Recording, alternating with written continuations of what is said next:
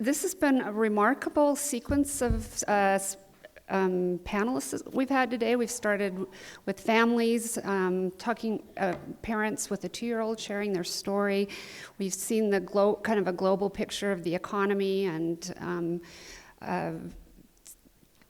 things that are happening, just today as we're speaking, like pork futures getting challenged and losing our moderator because they had to go back and deal with that.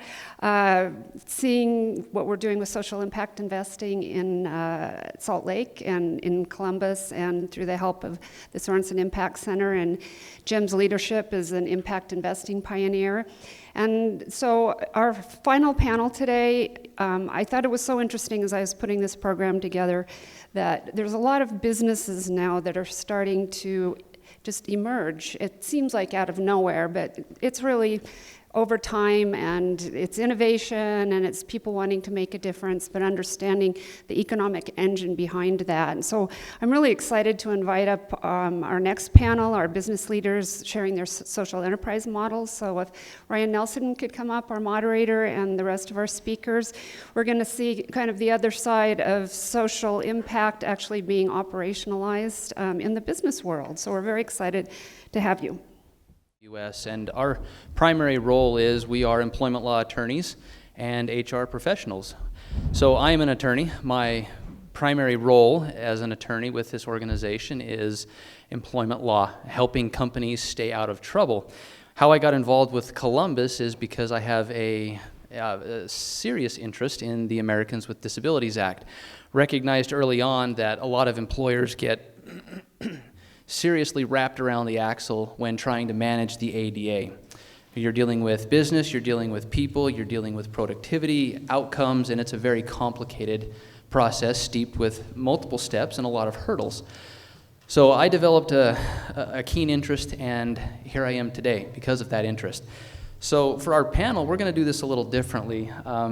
Each of the speakers has a couple minutes to just introduce themselves, and then I'm going to break in between each speaker, and we're going to have some questions. I think that's a little more fun, but we'll also open it up for you. If you have questions that you would like to ask one of the presenters about their particular experience or topic, or follow up to a question I ask, please, there's no need to wait until the very end. So we will start first with Kevin Williams, and I'll give just a very brief background and let Kevin then take over and talk about him. So Kevin is one of the principals of RGK Innovations. They are a company that focuses on the acquisition and leverage of novel intellectual property, and then turning that product into an innovative customer-facing opportunity to purchase something. For example, Brush Hero, you may have seen that at Costco, or another one, the Elevated Cook. Some interesting entrepreneurial ideas. So Kevin, please. So thank you, Ryan. Basically, that boils down to I sell strange things on the internet. So I have sort of a strange resume. I'm one of those people who, if you were to look at my LinkedIn profile from day to day, it would sort of morph from one identity to another. For a lot of years, I was an operational executive in the venture capital world. So I'd be parachuted into companies to try and fix them, to close them, whatever. It wasn't exactly a lovey-dovey or soft sort of career path. And then I would entirely switch gears and do consulting to not-for-profits on revenue development or operational development or whatever I could.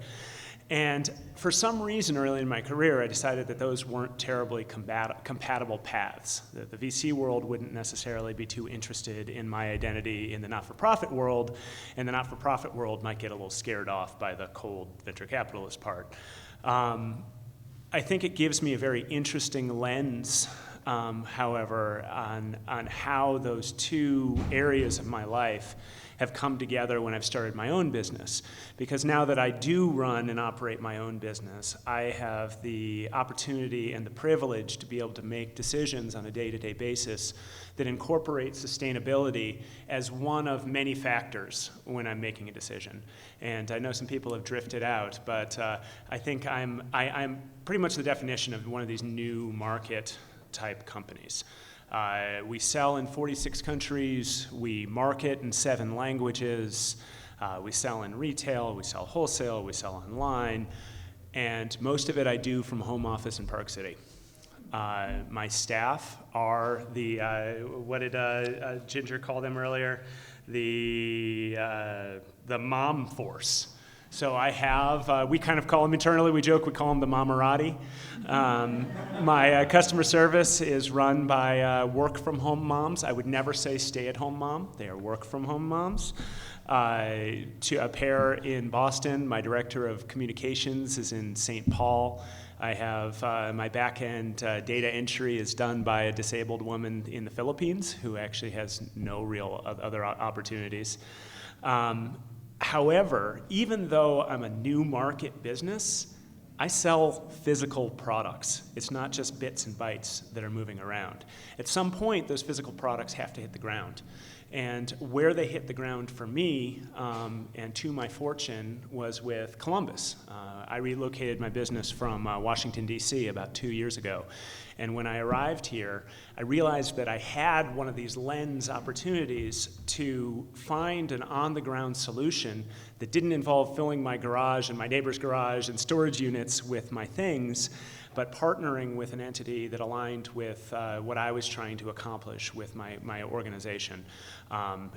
Fortunately, I was introduced to Columbus really early on, and now all of my products are assembled and distributed right from the West Valley, from their Columbus Production Services facility. As a matter of fact, they, right now, literally, are fulfilling over 100,000 units to Costco and Walmart globally. So it hasn't necessarily always been easy, but it's always been worthwhile to work with an entity like this. No, that's wonderful. So Kevin, I think as I was reviewing your profile and knowing, because we both sit on the Columbus board, and so I've seen Kevin in action in other places, one of the first questions that I had for you, and I think is an intriguing one for business owners in general, is why would you, with your level of sophistication, consider partnering with a social enterprise? Well, at 11 o'clock last night, we didn't look too sophisticated. But and humble. Again, it's a lens. It's an equation that you go through when you're considering sourcing relationships. In my case, I'm not going to claim that it was entirely out of public interest for me to partner with an organization like this. I'm highly entrepreneurial. I move very fast. I'm growing very fast. And I needed to find an organization that I could do that with. With traditional logistics and warehousing operations, entrepreneurial is not really the operating word. I needed flexibility. I need the ability for somebody to move with me. I didn't tell them this in the first conversation, but I had the sense that I could influence their development, and that also led to a bit of a quid pro quo, in that they had X capacity, I needed X plus 1 capacity, I know how to do it, they don't, so how about, as opposed to me finding a new supplier, how about I help develop their capacity for it? So I gained that flexibility and essentially the internal capacity that I was already lacking, Columbus was gaining from my skill set. So there's an interesting theme that I think will emerge with the other presenters and their experiences, is that idea of a quid pro quo. Now, knowing a little bit of Latin, this is also overlaps into discrimination and harassment, but quid pro quo is this for that. So giving something in exchange for something else. And I think you'll see, and hopefully we can elaborate on that principle, because I think that's a critical point for business owners, is that quid pro quo aspect of what we're talking about today. So thank you, Kevin. Bill, let's go to you now. So Bill comes from Colorado Springs, in fact, where I used to office. We have a location there. Bill is the CEO and founder of Blue Star Recyclers, and Blue Star's mission is to recycle electronics and other materials to create local jobs for people with autism and other disabilities. Now, what I liked about this statement is in the word disabilities, Bill has made the A in ability a capital letter to accentuate the abilities aspect. So, Bill, please. Sure.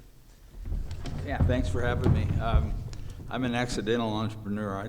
I didn't set out to do this. What happened was 10 years ago this month, I came across 4 young men at a Disabilities Services Center day program, and they were in a back room of a place like this, taking some things apart. They were not being paid. They were languishing a little bit, but I stared at them for a while and noticed that they were really good at it. They were taking some computers and printers, and someone had just, I think, recognized that they were a little bit higher functioning than the rest of the population and needed something to stimulate them. And I went home the third night after watching them and wrote a business plan to do something I didn't know anything about, which was recycle electronics. From that moment forward, all the people and all the resources we need have just come forward to help us do this thing.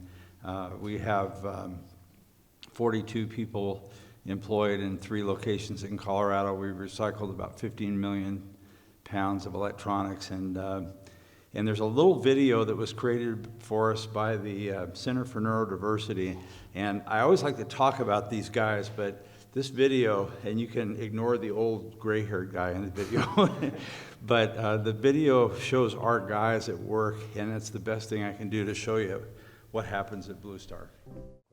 No, that was it. That was the question. What was the question again? So why did you feel that this mixed enterprise, save the earth, save the individual, why do you think that would work? Why did you think that would work? Well, I was mentioning to Ryan earlier, we started life in Colorado Springs, which is not the hotbed of environmental activism, if you know anything about it. It's pretty conservative, and recycling was sort of deemed something those hippy-dippy people up in Boulder did. And so we had to go out to the community and ask them to start doing something they hadn't been doing. All electronics had been going to the landfill. And so how do you get a libertarian to recycle?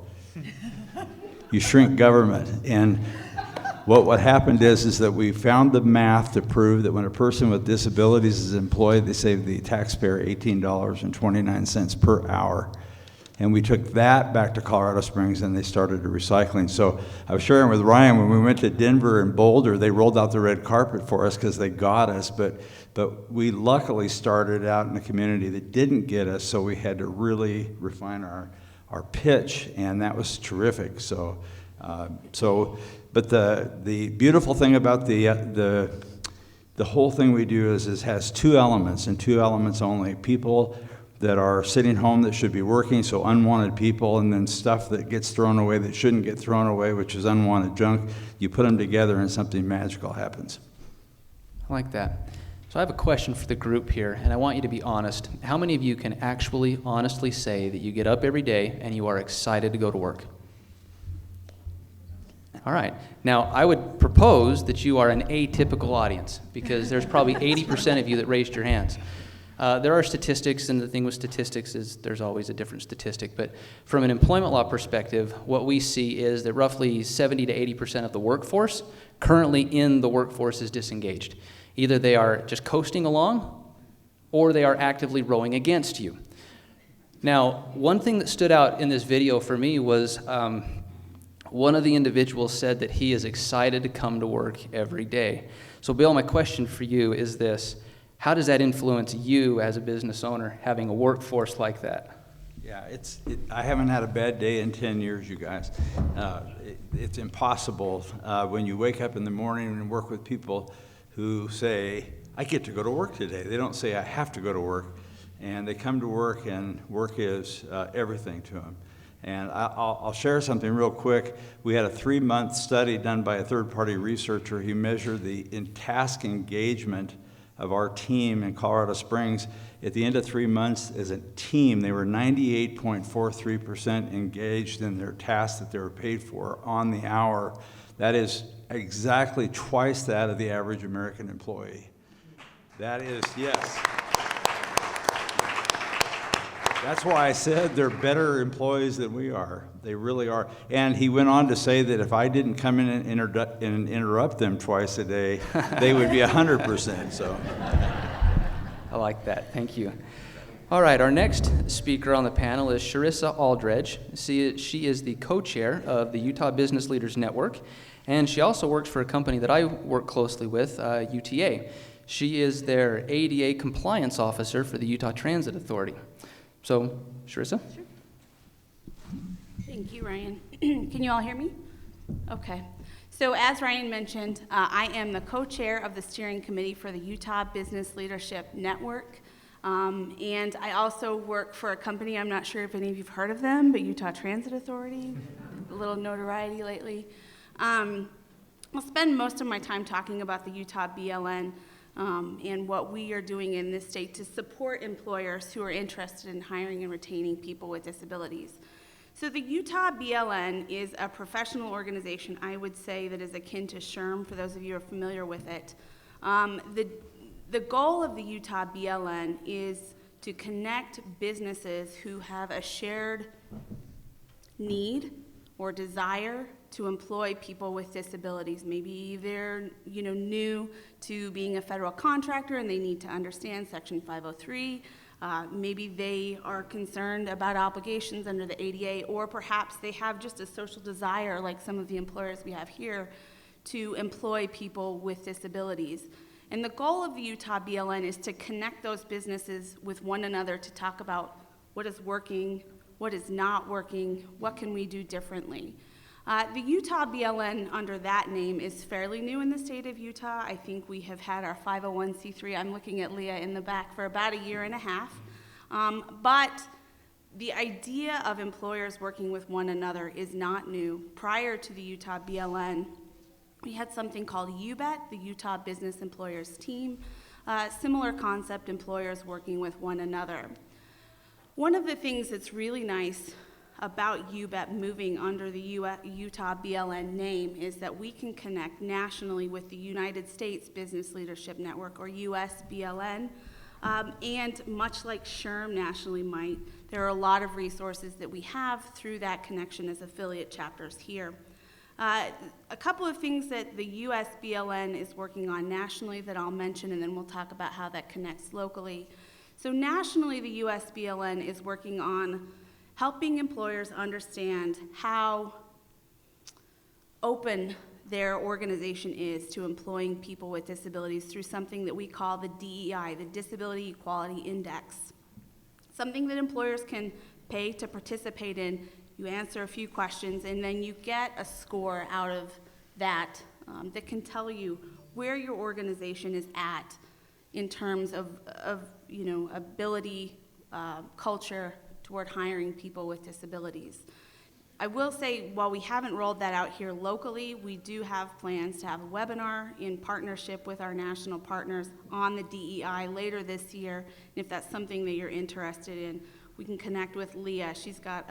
Leah, why don't you raise your hand? Leah Lobato, my better half, I think, in this discussion. But so if you have interest in that or have questions about that, we can get you that information later. Also nationally, the United States Business Leadership Network has a Rising Leader program, and there are a couple of subcomponents of that, but one that we do have here locally is this idea of mentoring.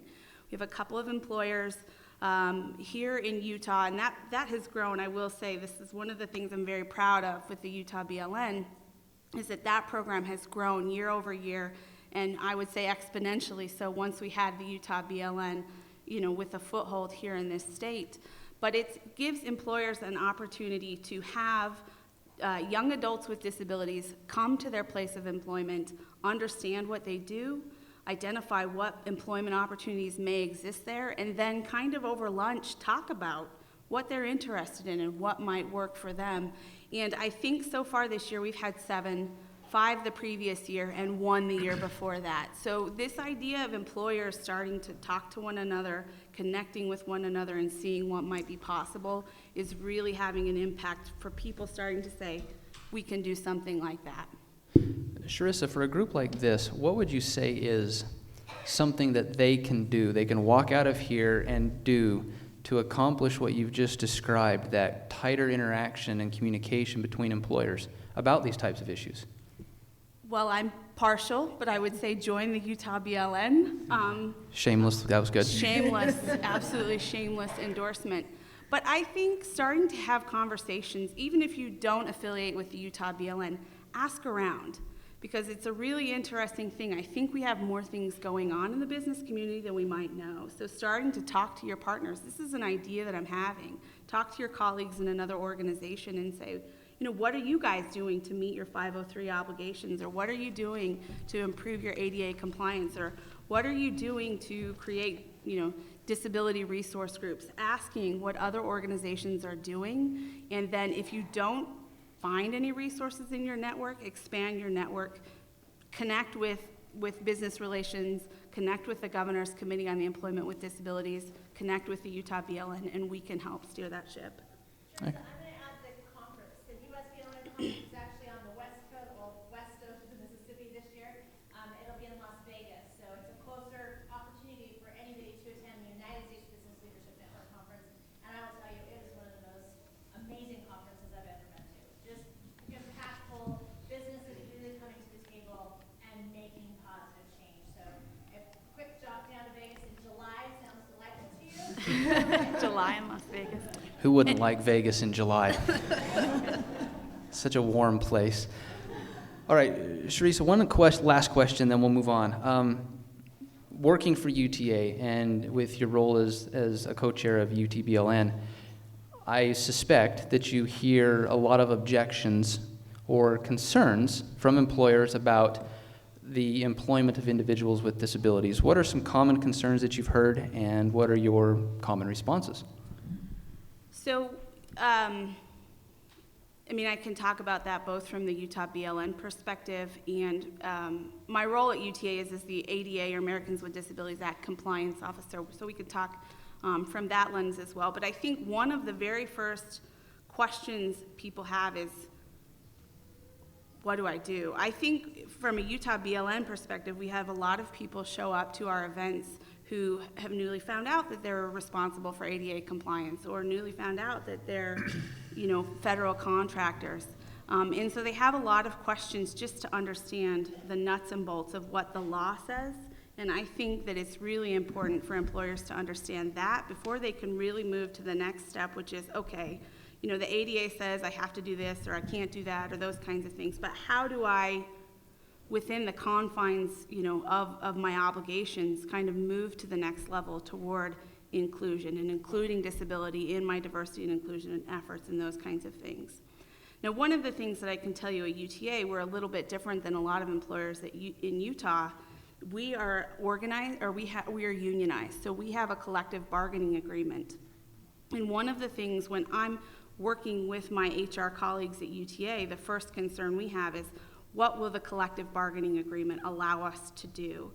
So fortunately, we're actually working with some colleagues at the University of Utah to try to figure out how we can make something work for young adults with autism, given that we have some very specific rules that impact our collective bargaining agreement. So I think, understanding what the law says, understanding that there are still opportunities within the confines of what the law says, and then identifying resources, kind of move it to the next step, are some of the things that we see. I like that. Our keynote this morning, she mentioned taking risks and being pragmatic about the results. I like that. All right, our next guest on our panel today is Tara Cunningham. She is the CEO of Specialisterne. Did I pronounce that correctly? Almost. Almost. Say it. Specialisterne.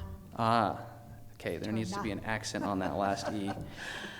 So Tara, her specialty with her enterprise is harnessing the untapped skills of autistic individuals by matching them with businesses who gain a competitive ROI advantage through employing autistic people in meaningful jobs. Tara, tell us a little bit more. Thank you. I like to translate that big, long sentence into inclusion through neurodiversity. And this is really important to me.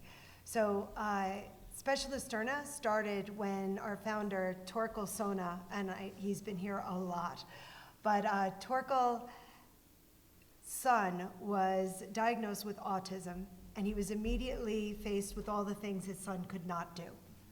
On the same side, he was working as a director in an IT company in Denmark, hence the terrible name, and I can say that. He lets me now. But it means specialist people in Danish. And when he was doing research about what this terrible disability was about his son, he was learning that people with autism have great attention to detail, are very quality, they're hugely loyal, they want to come to work, they have all these amazing assets that he would have done anything for his team that are neurotypical at the IT company to have. So he had this crazy idea, what if I hire autistic people to do the jobs that neurotypical people do? And this was in 2004, and this was considered outlandish. And I know it was considered outlandish because I was living in Ireland at the time, and I was made an Ashoka Fellow for starting a speech therapy school for children with disabilities by training the parents how to become their child's primary caregiver. Because unlike the family that we heard today, and unlike the state of Utah, which is near miraculous, I must say, with your level of service, and may I say one more thing, Columbus is one of the best service community agencies I have ever witnessed internationally. So can we congratulate this organization? I started my school because in Ireland, a child, if they were lucky, would get a speech assessment. So if you couldn't communicate, there's no way you can be inclusive. And we saw that on the survey that you saw, that communication is one of the greatest inhibitors to bringing people with disabilities online. So that piece of research is just magic. Another innovation that we're getting out of this building. It's quite extraordinary over 5 decades. So I was made this Ashoka Fellow. We're social changers, social enterprise changers. And because I was in disability, I was asked to reflect on, could this guy, Torkel Sona in Denmark, actually employ autistic people? And I was like, it's crazy enough, it might work. And so he came in as an Ashoka Fellow, and then in 2010, I helped bring him to Ireland. So Specialisterne started in Ireland back in 2010. And we've been friends for a very long time. I moved back to America and worked in a foundation, and after 4 years, really wanted to get back to disability. Had breakfast with Torkel, and who here has heard Torkel speak? Oh, wonderful. So I get to make fun of Torkel right now. So over breakfast, I was saying, oh, my God, you did it. You built the momentum. Companies want it. USBLN, Autism at Work Roundtable. You've done it. It's the supply side. How do we fix the supply side? And I think that and he cut me off and he said, if you think you can do this, would you consider being my successor? It's terrible, terrible. It's pretty bad, right? Yeah. So I found myself 5 days later in a meeting with my personal hero, Senator Harkin, who wrote the American with Disabilities Act, talking about my idea of really working on the pipeline for the service side. Working on, you guys don't know how lucky you are here in Utah. You really don't, okay? I'm in New Jersey. We have good services. We would do anything for this. Let me just put that out there. Everybody, this on video? New Jersey? Right here.